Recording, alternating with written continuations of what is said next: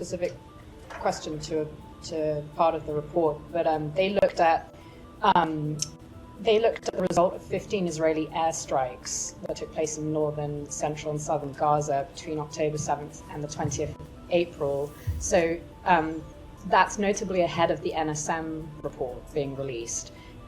They took this as a snapshot of what they say is a pattern that has happened throughout Gaza over the past 9 months that led to the killing of civilians, and that there was no evidence that there were, in fact, any Hamas military assets or fighters in those locations, and that those strikes killed over 300 civilians, including over 140 children.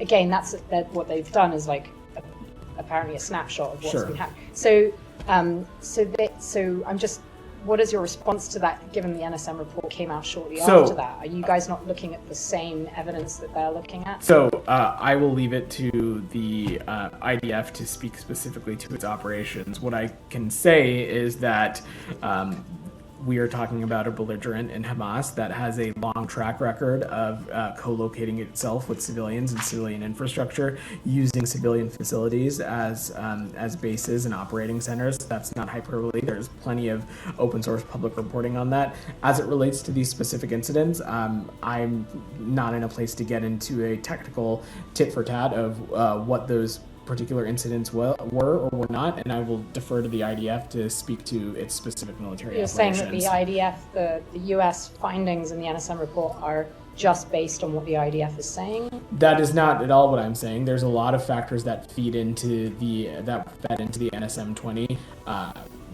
These particular data points and as it relates to that, I don't have, that's not a level of detail that I'm able to get into.